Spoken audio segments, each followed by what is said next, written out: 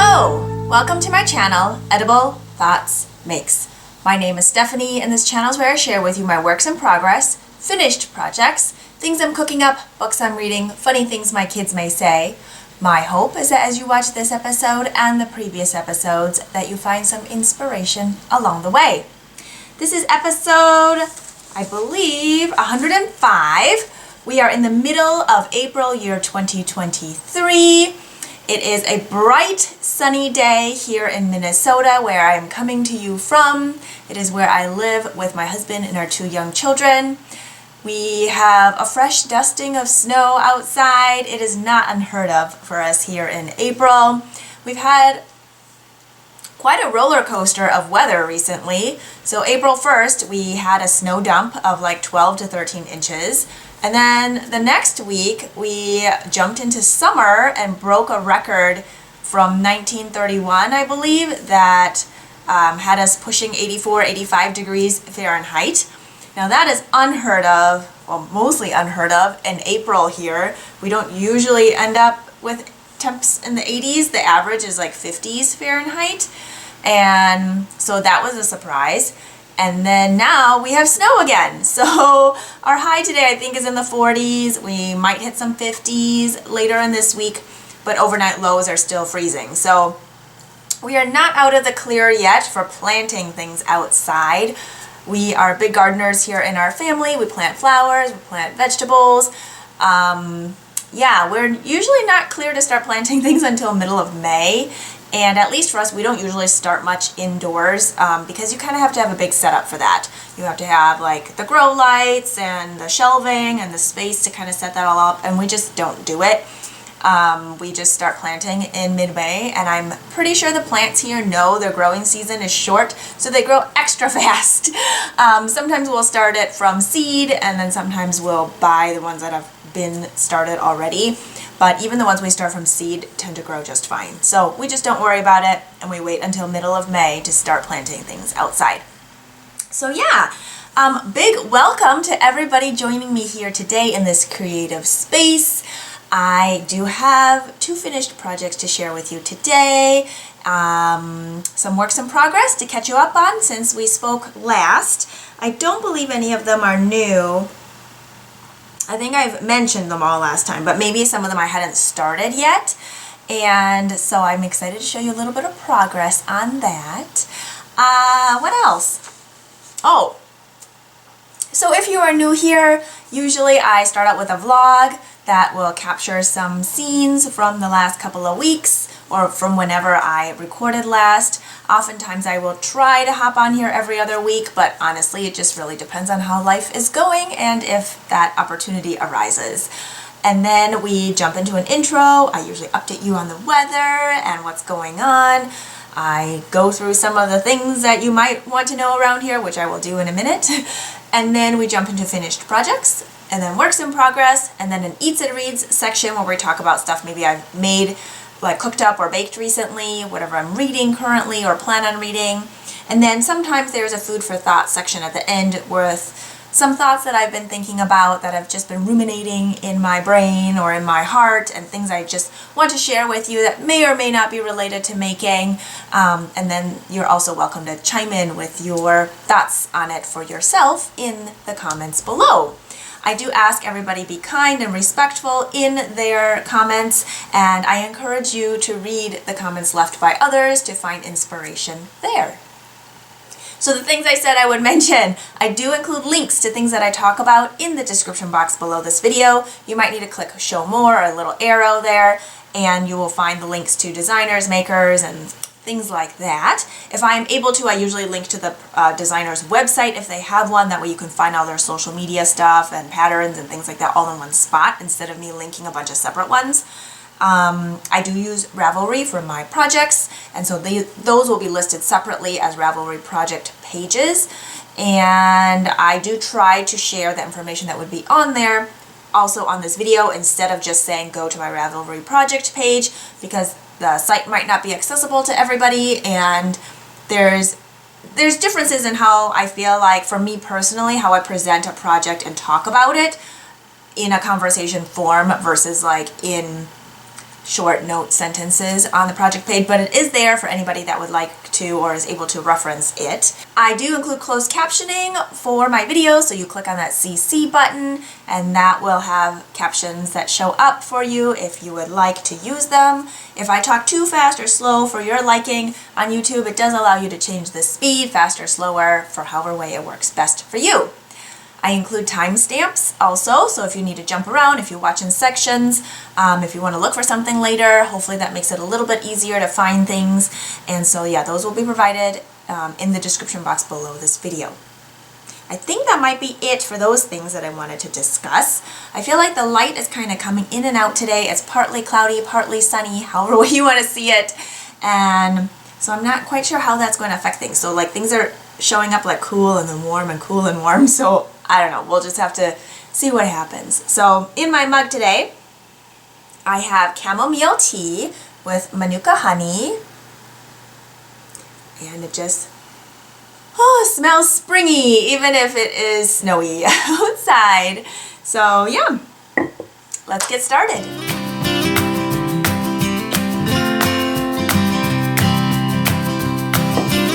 Okay, first finished project I'd like to share with you is the one that I am wearing. This is my sheep camp sweater. It is a pattern by Navajo designer Jennifer Berg, and it is my second one. She's known by Native Knitter on her website and her Instagram. And this pattern was released March 2021. I have made a few adjustments to it. I'm going to stand up and push my chair back so you can get a better view. I love my second version. It is different from my first one. If I remember, I'll have a picture of my first one here on the screen, which I had also made modifications from the original pattern. This pattern is written for DK weight. I knit mine in Pearl Soho's knitting yarn. It is 100% non-superwash merino at 219 yards for 100 grams. It's listed as a DK. I would say it's a heavy DK. And in the pattern, the yarn she used for her sample, I feel like is like either a true or lighter weight DK. Let me pull it up here. She used Native Fibers Arctic DK, which is 245 yards for 100 grams, which I feel like is like a pretty standard DK. And that one she used 75-25 superwash merino nylon.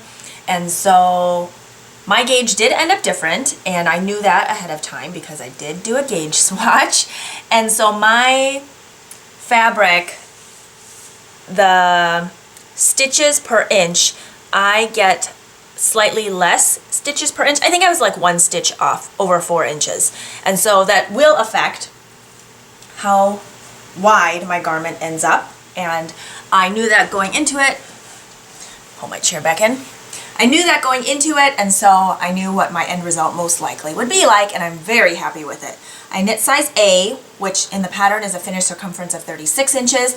I can't remember what I ended up with because I didn't do like a final measurement, and usually when I block it out, I just kind of pull it out wider if that's what I want, or pull it slightly longer if that's what I want.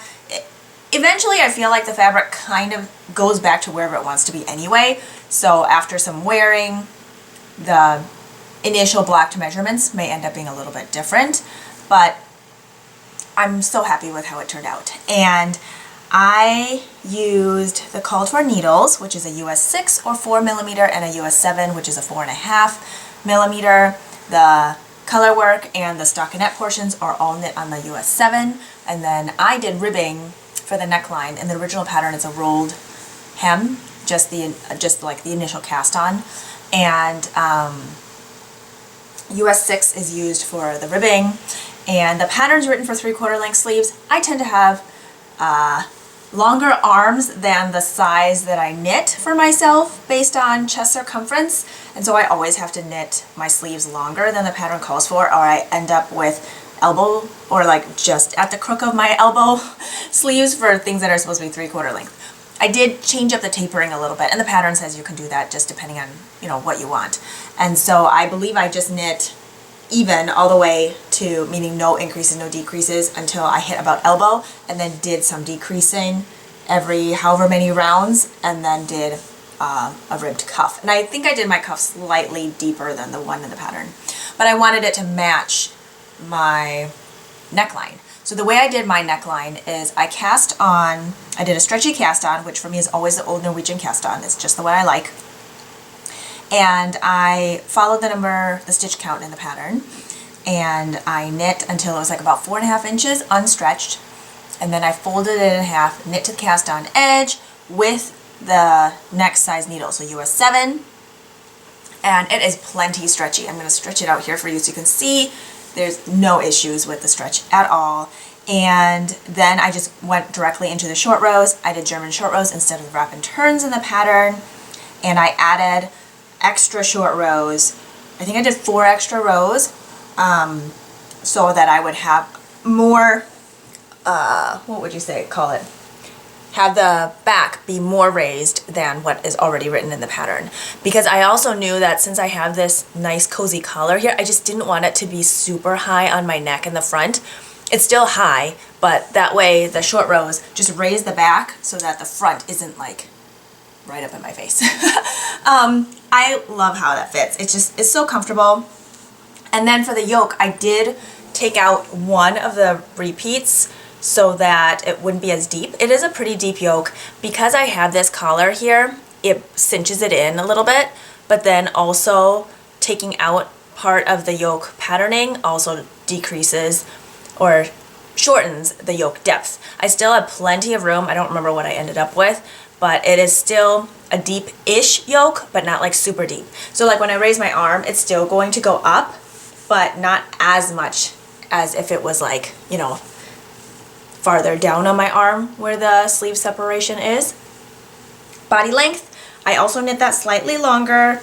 I knit my ribbing on the bottom slightly longer, also to match the neckline here. My other one I knit several inches past the high hip. This one I wanted it a little bit shorter, just wanted it a little different. The other one I have full length sleeves that end up going past my wrist. This one I wanted it different, so this one is more like somewhere between bracelet length and 3/4 length. And I love it. I always wear a watch, so sometimes it's nice to have an option where my watch is visible without having to push my sleeves up. I can wash dishes and not worry about the sleeves getting all wet. And I love the neutral palette.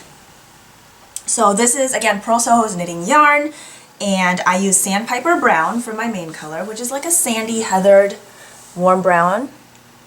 And then my contrast color is Heirloom White, and I believe that's an undyed color, so it's like a cream color. And I ended up using, so again, I knit size A, used the needle sizes recommended, but my gauge was slightly different. And I ended up using 340 grams of the main color and then 74 grams of the contrast color. And it is so comfy. I find this yarn super soft. It is 100% merino, non-superwash. I didn't find it super dry to knit with. I feel like some non-superwashes can feel really dry or sticky, and I did not get that feeling. And it's a very round yarn, not splitty, great stitch definition. My color work shows up really nicely. I feel like my floats were really even. I'm going to flip it up inside out for you here. And I feel like it just blocked out to be a very smooth fabric. There's zero puckering. I mean, that's on tension too, not just the yarn, but I feel like it just blocked out to be this really nice cohesive fabric that looks, well, cohesive. It goes really well together. And I really like how this graphic, bold design looks on neutral on neutral. I feel like I didn't go low contrast, but I decided to go like, well, for lack of a better word, neutral, but I still feel like it shows up bold in a neutral way. Like it still makes a statement, but not necessarily like in your face, if that makes any sense. Anyway, I have it worn with a sleeveless linen dress, and I feel like the height is just right. My belly button is here, so right above, right where the ribbing starts. And yeah, it's just a really good fit, and I love it. And since it's still cold outside, I can still wear it. Otherwise, once it gets too warm, I will put it away for the fall. So my very old camcorder, I'm not sure anybody even knows what a camcorder is anymore. Although I guess it's a video camera. I don't know. Anyway, my probably 10-year-old camcorder has decided probably to call it quits. It came up with an error message that I have seen before, but usually when I turn it off and on again, it seems to be okay, and this time it's not. So I've switched to recording on my phone, which I have done in the past, but I find that the focus isn't necessarily the best, and I have problems uploading or downloading the videos to my computer. I don't know if it's the USB cable that's not connecting great, or sometimes if the files are too big, it doesn't want to transfer, and then it just ends up being a big headache. So we'll see how this goes. I really want to keep going since I already started, and I'm not going to go buy a new camera right now. So we're just gonna keep going and hope for the best. And if I need to keep switching things up as we go, I'm just gonna do it. This is real life. It's just how it happens. The next finished project I would like to share with you is what I've also knit before. It is the Far and Wide hat by Taylor Harris for Purl Soho. It is a free pattern. The pattern is written for light fingering weight yarn in Purl Soho's linen quill, and it comes in, I believe, 5 sizes. This time I decided I was going to try it in DK. So like I said, the pattern is written for light fingering weight, not DK. And I just decided to change it up because I wanted to. I used US 5 or 3.75 millimeter, and my gauge ended up being 5.5 stitches per inch. So then based on that, I figured out which stitch count I wanted to use in the pattern. I ended up casting on for the smallest size, which is baby size. And then at the end, I ended up with somewhere between a toddler and a child size. And I feel like with this hat, it just kind of depends on how snug somebody likes their hat to fit. I tried it on both of my kids who are 7 and 10. Granted, they're more petite 7 to 10-year-olds, but I'm pretty sure their head circumference is pretty average. It fits both of them really nicely. There isn't enough depth for them to fold it up, but it fits very nicely over their ears. This hat, the pattern has you do a provisional cast on and then do this fold over brim. So it's like a thicker brim where you knit to that provisional cast on, like you undo it and then knit to that. But I have always found, for me personally, at my tension, if I just do a stretchy cast on, the old Norwegian cast on, although also known as the German twisted cast on, I can just knit to the cast on edge and it works out just fine for me. I can stretch it for you and so you can see that. Provisional cast-ons, I believe, do have their place. I just don't need it personally in these kind of projects. And so, like I said, I cast on for the baby size, and I wasn't sure if I would have enough of this yarn. This is yarn remaining from another project. The yarn is dyed by Shoba of Serendipitous Wool. It is her Agni or DK base. It is 100% superwash merino at 231 yards for 100 grams, which I feel like is a pretty standard DK weight yarn. It has these beautiful variegated purple, blues, and a little bit of red speckling. And it did do a little bit of striping, which I think is really fun in a hat, especially for kids. And then since I wasn't sure if I would have enough, I started with 74 grams. I pulled out some little nuggets of other yarn that I had on hand. This fuchsia color that has some peachy colors and magenta in it. That is the Yarn Collective Bloomsbury DK in fuchsia, and I used up all of that. I had, how much did I have left? Like 8.5 grams. And then this deep black, blue, purple color is dyed by Kim of Kim Dyes Yarn. The colorway is called Velvet Underground, and that is in her Brioche DK base, and I had a little less than 5 grams left of that, and I used up all of it. I feel like on the inside of the brim, especially in this hat, since it won't be flipped up when worn, you could really put whatever colors you want inside. But if you do want to be able to make it deeper and flip the hat up, you can also do whatever you want inside. And it is a great way to use those little tiny nuggets of yarn that you're not sure what else you're going to use them for. And I do plan on making more of these. I ended up using 66 grams total, so I could have used it all in one color, but I will just use that in another hat. I think next time what I'm going to do is I'll still cast on the baby size stitch count, but use the next needle size up. So use a US 6 and then see where I end up with. And I feel like this fabric density is really nice. It's not too loose, it's not super tight, but I thought I would just try, because why not? Because I can. So I'll just use the US 6 4mm needles, also DK weight, and see where I go with that. So this is going into the Christmas birthday gift bin that I have going on year round, and I just make the projects as I am inspired, and I'll tag them with like a little, let me see if this one has something else written on it, but I have these little paper tags made from scrapbook paper. So I usually put one of these tags and I attach it to the project with who it's to and the fabric contact and wash care instructions and stuff like that, and then it just goes into the bin. So this is going into the bin.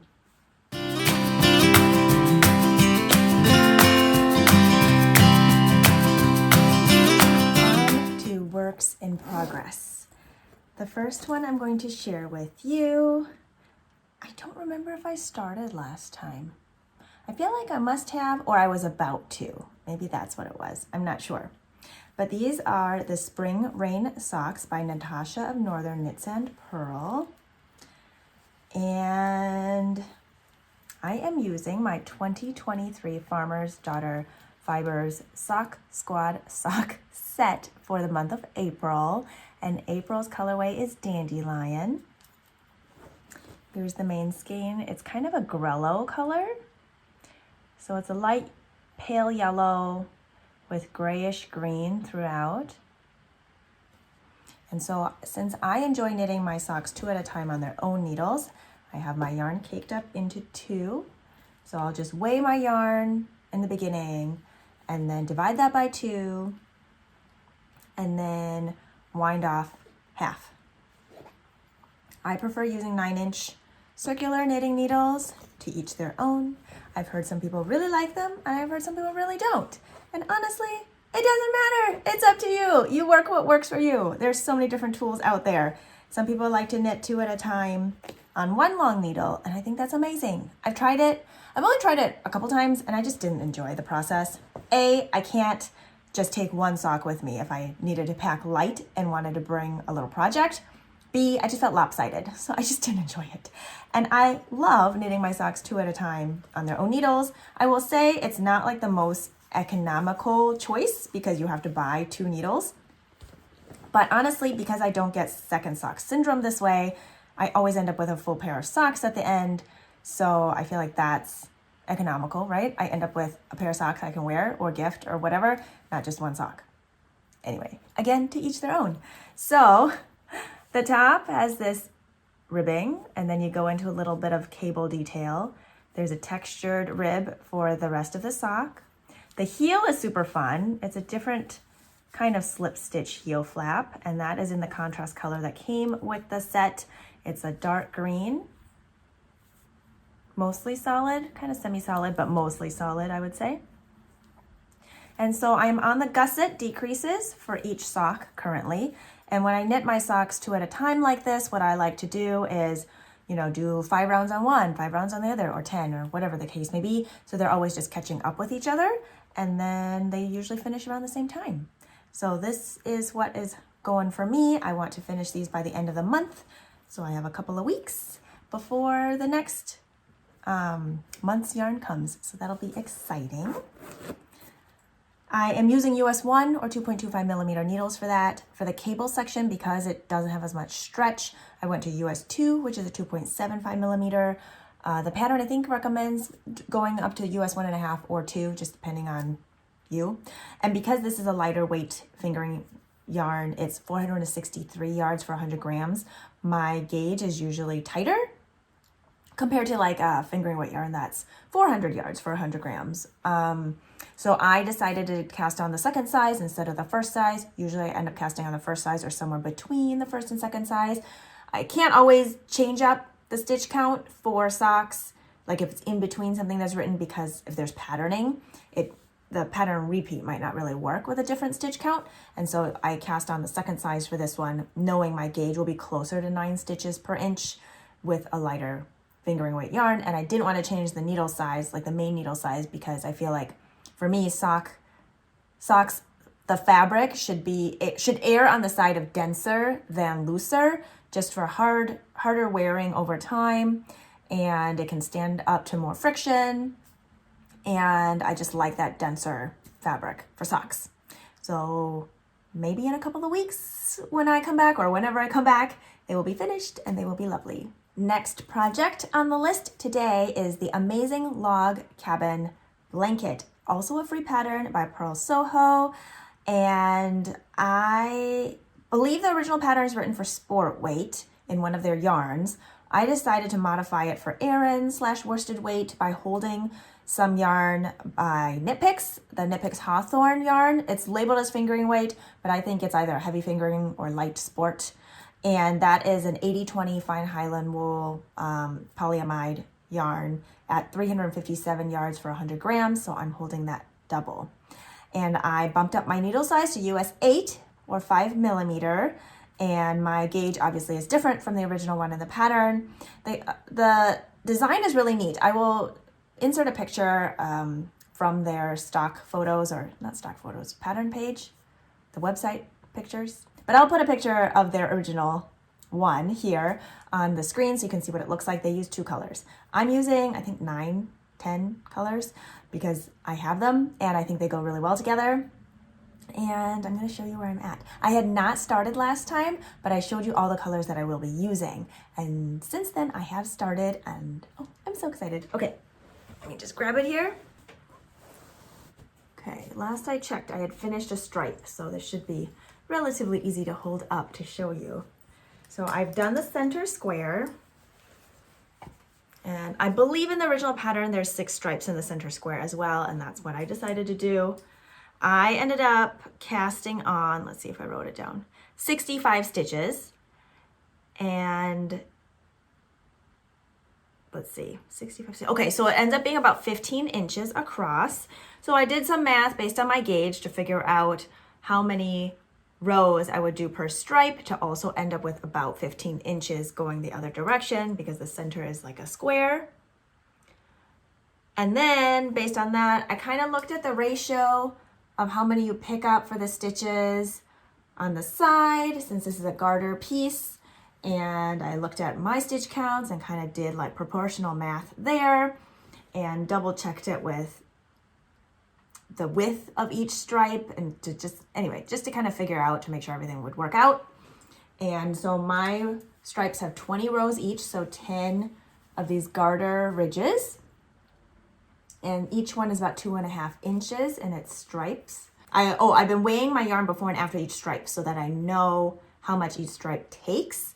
And then knowing that I'll be picking up more and more stitches as it grows, I can kind of approximate how much yarn each stripe will take so that I can better manage maybe which color goes where, because some of my yarns have been used in previous projects. And so they're not full skeins to begin with, and other ones are full to begin with, but you know, as I use them, they will get smaller. And so I need to figure out if I will have enough for a full stripe. So that's where I'm at with that. And so the bottom stitches here on the pink part are held on cables with stoppers, because later on I will pick those back up to knit across the bottom and then pick up stitches from this garter edge on this side to knit that next stripe. So here we are. I love how it's turning out. I'm not going to go through all the colors again because there's 10 of them, but if you're curious what they are, I would go to the previous episode. There was one in here I didn't have last time. I realized I needed one more color, and this one is called Peach Melba. It's cream with speckles of orange and gold. And the reason I realized I needed another color is because I did mostly like light medium tones in the center square. And then the colors that I had remaining that I had not used yet were like one light and the rest were all dark. And I didn't want it to look off balanced in the center. And so I found this speckly one that I wasn't going to use because everything else is not speckled, but I decided that I needed it enough, so I was going to use it. So I think I might do, I haven't decided if the 2 sides bordering the center square are going to be mirrored. So then this Peach Melba here is also going to be in the Peach Melba here and then continue. Or if I just want to do the Peach Melba and then different colored stripes than the other side. So I have enough yarn to do it mirrored if I want to, which I'm kind of leaning towards. And then I'm not sure if I'm gonna mirror the top and bottom sections or not. But the beauty of it is that I can decide as I go and do whatever I want. So yes, very pleased with how this is working out. At first I was like, oh, maybe I'll do a stripe a day, but I mean, it's definitely feasible. But I'm not sure if I've been doing that or not. Anyway, it doesn't matter. I'm really excited about it. I have all my yarns in here. Maybe I can hold it up to show you if you want to see all the colors. It might be a little dark. But yes, I am very thrilled with how it is coming along so far. It is a really fun thing to knit. It's garter flat, and then I can just pick whatever whatever color story I want to create in that particular block. So that's really fun. I'll show you, here's the schematic along with a lot of my math on here. But the schematic has the center square, and then it tells you which order you need to knit in to do this log cabin motif. And yeah, it's super fun. Next up, we are going to talk about this sweater is by Wei Qian, also known as the Petite Knitter. And I am knitting the 3rd size out of 10 sizes. My previous one, I knit the 2nd size. I also adjusted it. It's a DK weight pattern, but I knit it in fingering weight. The 24 stitches per 4 inches is in the colorwork section, where in the stockinette portion, it's 22 stitches for 4 inches. So this one I am knitting in Pearl Soho's Good Wool. My main color is Barn Door, which is like a heathered orangey red, like a rusty orangey red. And then my contrast color is Pink Salt, which is a slightly heathered light peachy pink with a little bit of variation in it. I'm not sure if it'll show, but yeah, I love these two colors together. And I've made quite a bit of progress on this yoke. I am not to sleeve separation yet, but I'm sure I will be by the time we speak next. Modifications that I've made. Let's see, did I write any more in there? Oh, instead of wrap and turns for the short rows to raise the back of the neck, I did German short rows. It's just my preferred short row method.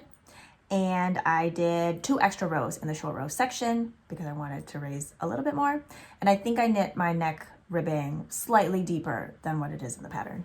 For my warm weather makes, I don't like a super close neck because I feel like that's too hot.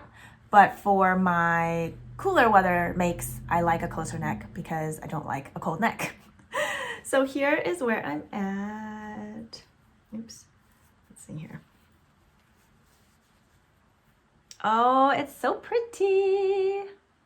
I love how it's knitting up. These colors are so pretty together. I have not done any sort of steam blocking or anything like that on here yet.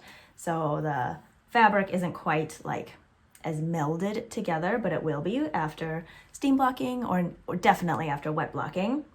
And yeah, I just really enjoy how the colorwork motif is coming out. I enjoy knitting with this yarn. I feel like this yarn, it's drier, but not like catchy dry, if that makes sense.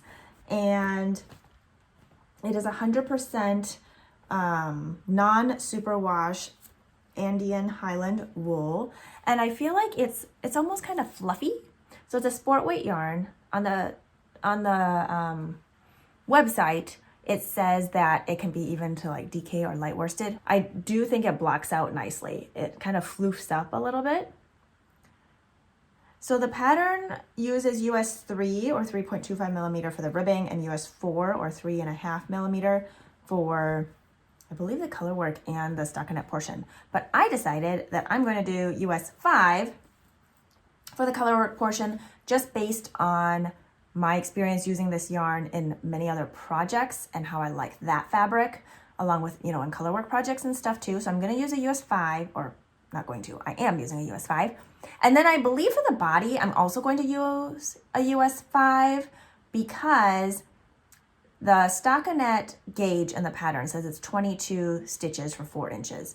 And I know that when I use US 4 with this yarn and stockinette, I get 24 stitches for 4 inches. I think 23 or 24.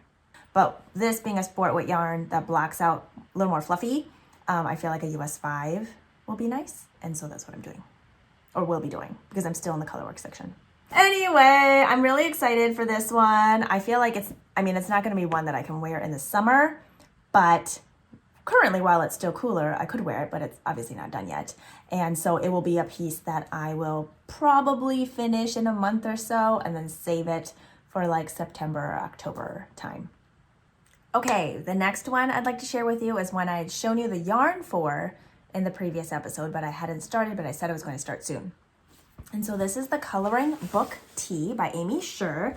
I have knit two of these patterns, or no, I've knit this pattern twice already, and there's different views written in the pattern, so you can really mix and match however way you want. And the first two I knit as part of a test for Amy, and this is the yarn that I'm using. It is written for Linen Quill, which is a yarn by Pearl Soho.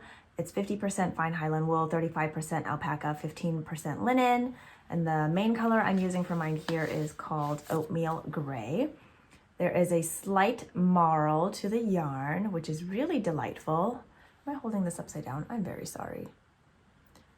Let's see if it'll focus. And here's what it looks like in caked up form. It has a subtle marl to it where there's like a lighter gray with a cream. I really like how that looks.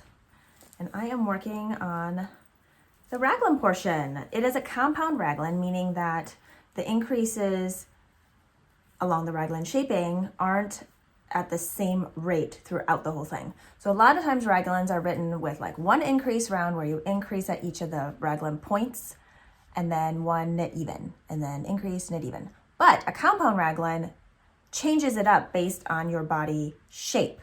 So it won't always be increase round, knit even, increase round, knit even. It might be increase round, knit even 3 rounds, or whatever the case may be, and then change it back, or however way the pattern is written.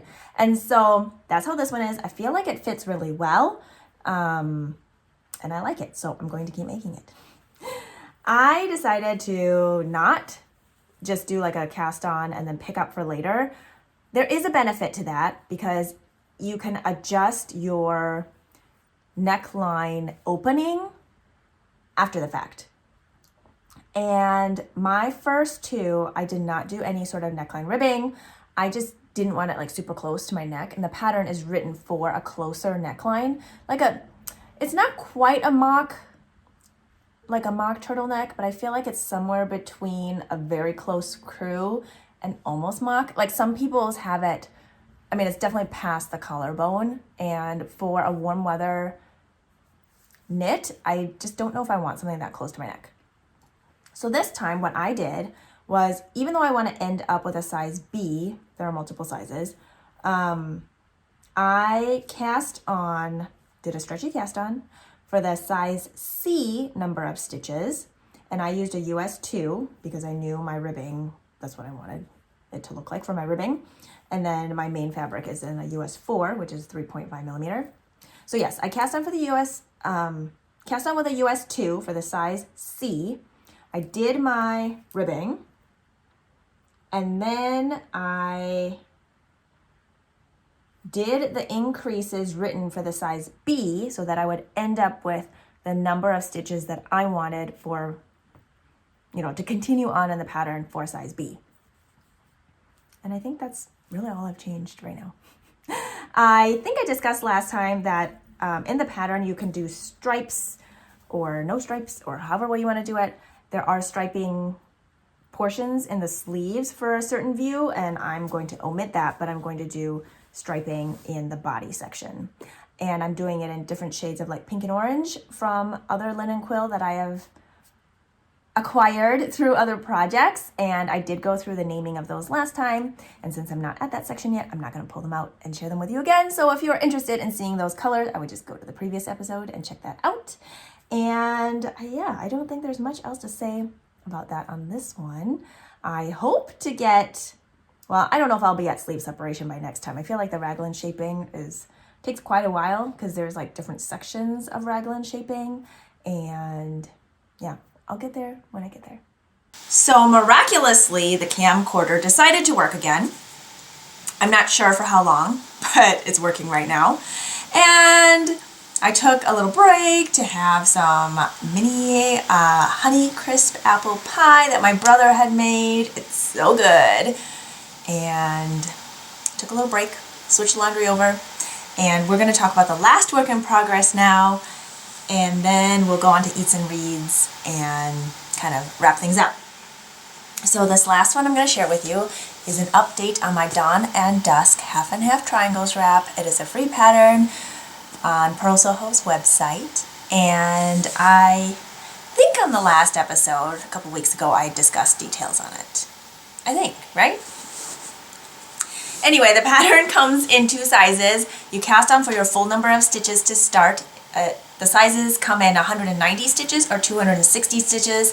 I have done the 260, I've done 220 I think, and then 230 stitches is the one that seems to work best for me. The one I did slightly smaller was because I had used part of one of the skeins of yarn already and I just wanted to make sure I had enough. But yeah, a 230 stitch cast on using a US 3 or 3.25 millimeter needle, which is the needles called for in the pattern, seems to work really well for me in the sense that I can use 200 grams of each color, plus or minus, usually minus maybe a couple of grams. But yes, so I end up using 2 skeins of each color. And this one I am not using linen quill. It is, I believe, my first one that I'm not using linen quill for, and I love the linen quill. I just wanted to try something different, and it was so nice and cozy to work on this one in the winter months. And the yarn is the quartz base, which is a 65% merino wool, 35% Surrey alpaca. Here is the tag, and it's going to focus because it's not the front-facing camera on a phone, and it's delightful, and I hope this camcorder keeps working. Side note, anyway, so this yarn comes in 420 yards for 100 grams. It is so soft to work with. Like, I had a couple of questions about comparing the linen quill with the quartz. I mean, the fiber content is completely different, and so that in itself is going to be different, right? I feel like this yarn, the quartz base, is much floppier and softer and has a halo to it. It's just much fuzzier, and you know, to each their own on what's going to be softest or more comfortable in that way, but I do feel like it's super floppy. I have not made as many projects in this base as I have in the linen quill, so I couldn't tell you how it wears over time, like as far as pilling goes, stretching out, or really any of that. So yeah, I can't tell you anything about that. I will say in hand knitting with it, they're both delightful. A difference might be, again, this one's softer, so it doesn't feel as stringy might not be the right word, because I feel like stringy doesn't sound very appealing. But linen quill, I feel like in some ways is a little stringier. Like, it's not a super, super tight twist. It's not super, super round. It seems to have like a little variation to it almost. Whereas this one, not variation, it's not like thick and thin. You know, even if I hold up 2 strands of the yarn next to each other, you're not really going to be able to see a difference because it's so minor. Like, it's not even, like, we're talking about like tenths of a millimeter here, but let's see if we can get an up close view of this quartz base. It is just, it's a rounder yarn, I would say, than the linen quill, and it has a beautiful slight heathered appearance, and I feel like it's just a little fluffier. It's probably the Surrey alpaca, right? I don't know, I'm not a fiber expert, but here we are. The blue-gray is called Gray Denim, and the heathered light lavender is Lavender Moon. I love these 2 colors together. I named this one Dawn and Dusk. I cast on New Year's Eve, and this is where we are at. I do German short rows instead of wrap and turns. That's my preferred method. On this one I have 2 stitches slipped at the end with the yarn in front, so it looks similar to like an I-cord edging. In the pattern, it's a garter edge, which also looks just fine. It's just personal preference. I've slipped 1, I've slipped 2 stitches, I've slipped 3 stitches. They all look just fine to me. And I do a regular, like, old Norwegian cast on edge, so that edging will look different. Let's see if we can compare the 2 so you can see. Maybe there's a difference. There's a slight difference. And I don't think there's much else to say.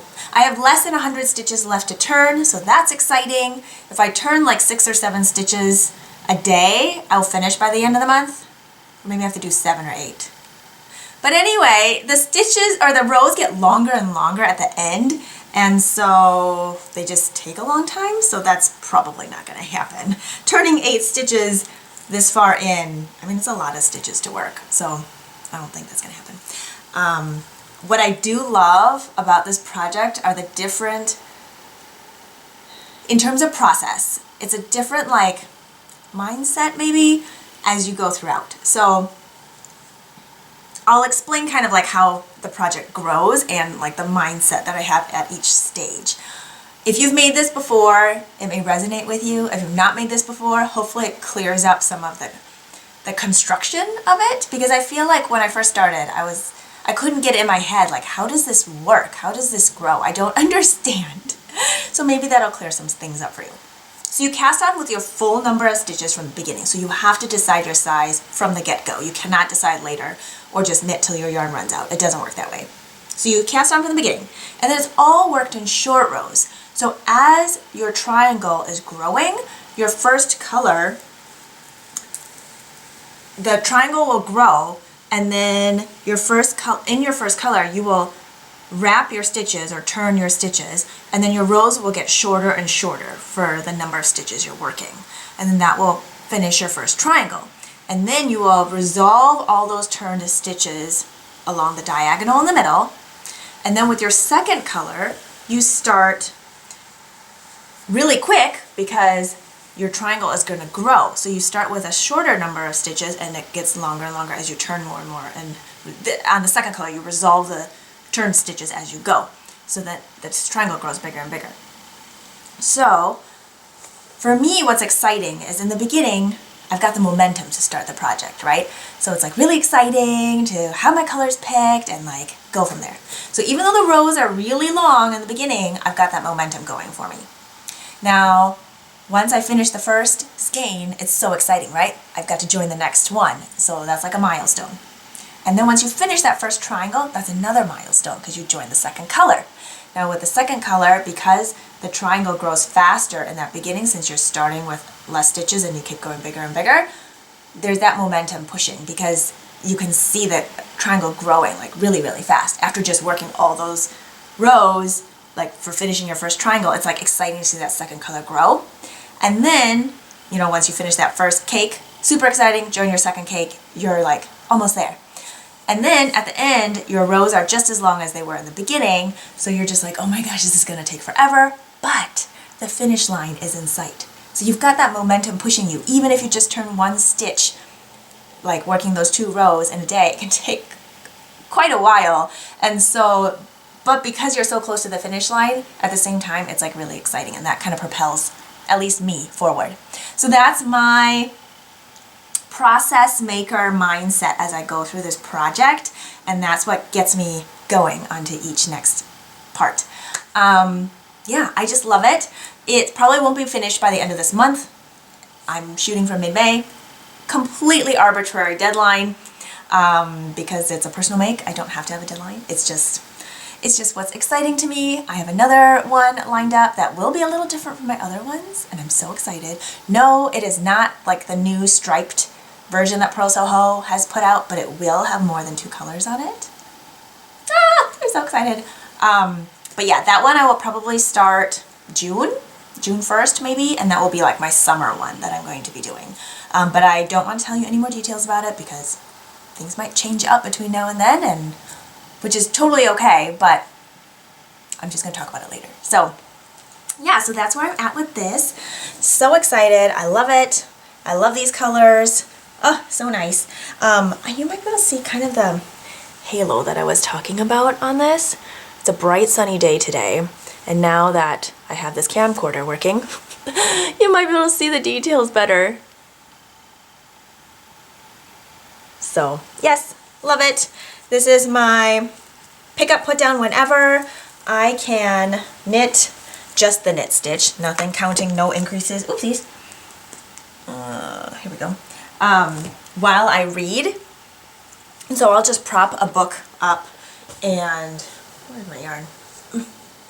I will prop my book up and then I can knit on this project. And I cannot do that with really anything else. I mean, I can knit like stockinette in the round, like a vanilla hat or a sock or something. Sorry, my needle stopper popped off and then my yarn fell on the floor, and so I'm trying to put this away and talk to you at the same time, and I am distracting myself. Anyway, I don't remember what I was saying. Oh, knitting and reading at the same time. So with something like this, or if I'm just like knitting in the round with no counting or anything like that, I can do that, which is also kind of fun because it makes a project like this go quicker because I'm not thinking, oh my goodness, like slogging through so many stitches. And don't get me wrong, it's an enjoyable project for me, otherwise I wouldn't do it. But it's also kind of fun to be able to read at the same time, and you know, I just pause when I have to do the stitch turn, or you know, I have to pause when I have to flip the page. But yeah, I think that is it for works in progress.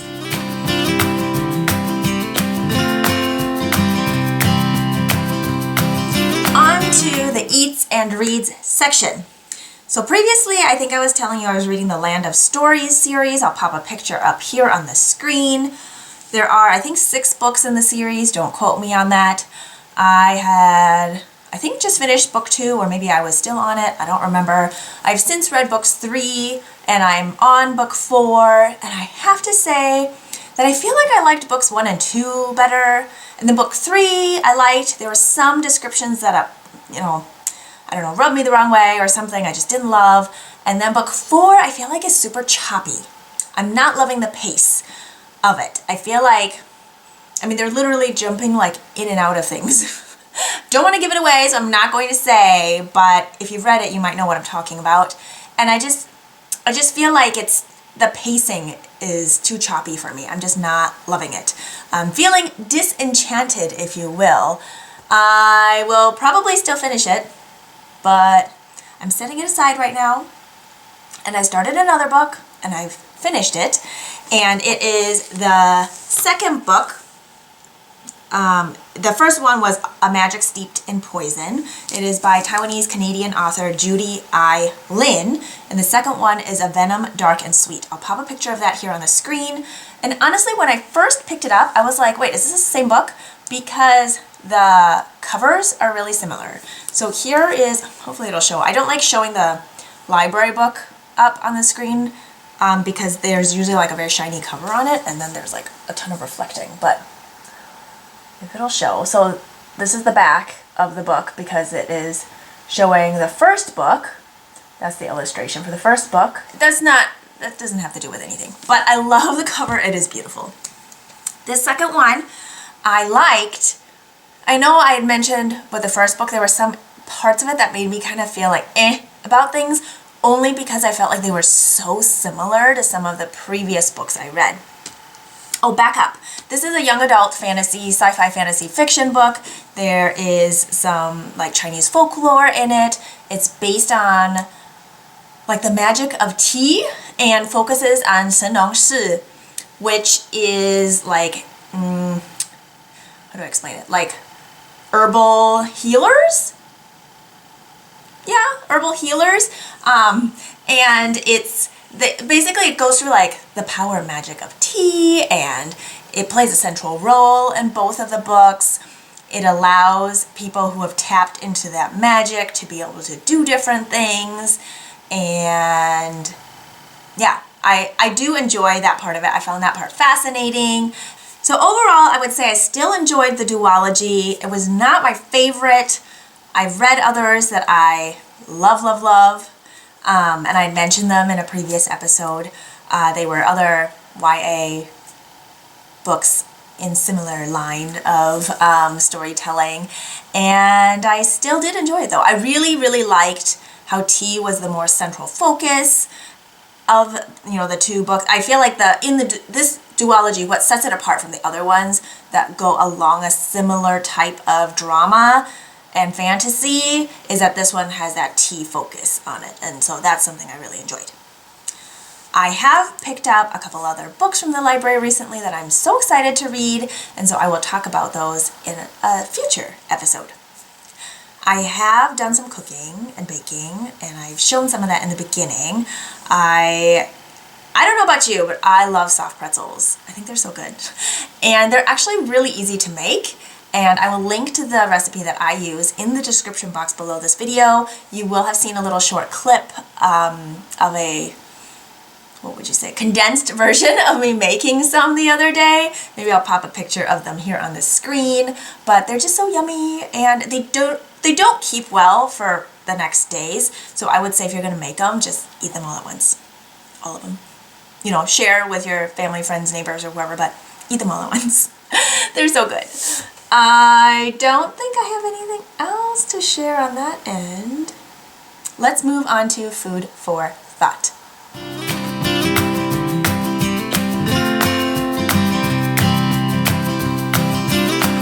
My food for thought today is to encourage you to play dress up. I encourage you to wear the things that you make mixed up with things that you haven't made, and just play. There's no